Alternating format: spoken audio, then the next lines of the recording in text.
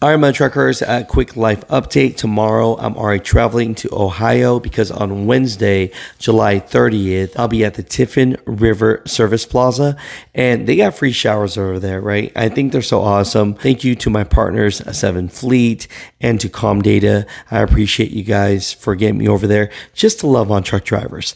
That's what we're doing. I'll see you at the Tiffin River Service Plaza at 21747 West Unity, Ohio, 435. 570. So see you there from 10 to 2, July 30th, which is a Wednesday. Thank you today for joining the show. Today, we want to talk about some news segments and give you guys some news clips that truck drivers have been emailing me at muthatruckernews@gmail.com. So the big one, just like in the title, FMCSA is getting rid of 18 deregulatory proposals. A lot of them dumb. Don't really need to be in the book anymore. One, ELD Operator's Manual. You shouldn't really care about carrying one. We have a digital copy. Spare fuses. You should already know to carry spare fuses. Right here's a good one right here. License plate lamp. On your trailer, if you didn't have a license plate lamp, you could get a ticket for that. They really don't need that, right? Here's another one that I thought was dumb. Tire load marking. So if you have a great tire, but the side of the markings is faded, you could still get put out of service. That was stupid. So I'm glad the FMCSA, is doing that. I'll share the link from Landline. We'll get into all of these things and all of these reports and talk about the devastation from the 6 people that were killed. It's just super sad. And it did involve a truck driver, but it was not the truck driver's fault. My truckers, let's get to today's video. What's going on, my truckers? Hopefully you guys are having a great night tonight. Just want to share with you guys some information, some updates on some things, and just give the news straight up. These are all articles and emails and things that truck drivers have sent to muthatruckernews@gmail.com. And so definitely just want to answer any questions that you guys have, right? So first off, we had Jason. I'm going to go by first names here. Just want to respect people. Sent me a link from Freight Waves that says UPS will temporarily close a parcel sortation center in New Orleans and lay off 177 personnel. Right. He's a feeder driver himself, but that means it's a truck driver for UPS. But we know what they're doing. They're shutting down facilities and they're automating their system. So a lot of people are going to lose their jobs. Another concern from a truck driver. He lives out there in Oregon on the suburbs of Portland, and he has over 31 years experience.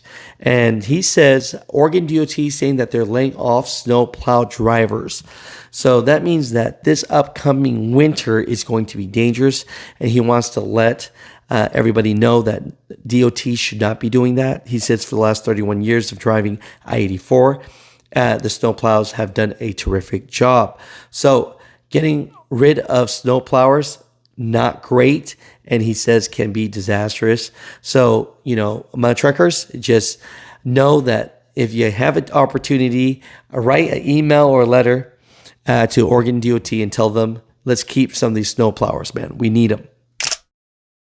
Let's get into some of the things that have happened and highway patrols have posted. This is a PSA right here. Arizona Department of Public Safety says that a Drowsy Driving put CMV out of service. And it says here, troopers investigated and determined the driver fell asleep and drove off the right side of the roadway into a ravine. Luckily, no injury, collision. But Department of Transportation of Arizona just wants to tell you this. Drowsy driving is impaired driving. So my truckers, get your well-rested sleep. You guys need it. Sometimes you got to show you something so that you know that it's better to be late and have your life than to do something like this and some things go bad. This weekend, very sad. If you guys haven't heard, this happened out in North Carolina in Charlotte. Basically, a crash happened at 11:06 a.m. on Interstate 485, Walker Ferry Road. And so it says here, a 16-year-old Paul Sawyer was driving a Honda CR-V when he moved into the right lane and collided with a Chrysler van driven by 27-year-old Samuel Holmes. So the initial impact sent both the vehicles into the side of a tractor trailer where they became stuck. Now, the sad part is 5 of the 6 people inside the van were killed. Okay, very sad, including Holmes' 23-year-old woman and 3 children, 8 and younger. Sawyer was also killed in the crash. So a 16-year-old girl was a sole survivor that was in the passenger van. And I'm praying for this truck driver as well. Did nothing wrong. You know, I hope they don't try to blame the truck driver like they always do for these crazy events. But just want to share that with you guys. And just prayers for everyone that's involved in that. Very sad to hear. Get closer. All right, so Rob gives me a text, right? First off, Rob's a great friend of mine. I drove out like 4 hours. I told him bring his truck. Of course, he's like, I'm going to come out see you for a couple minutes and then I'll drive home, right? And then you're like, meet me at the corner. I'm looking around. I see you. First question he asked me is, does this truck look familiar? So I guessed right. It is your old truck. But there's a really cool story between these two gentlemen. I want you to start it off. Tell people who you are first, for the ones that don't know. I'm Rob Halahan with Halahan Transport. And so what's the story with this? And how's life full circle? Because I think what we need to tell the world is, drivers, be good to each other. Because it sometimes could go back 360 in a good way, right? So talk about it.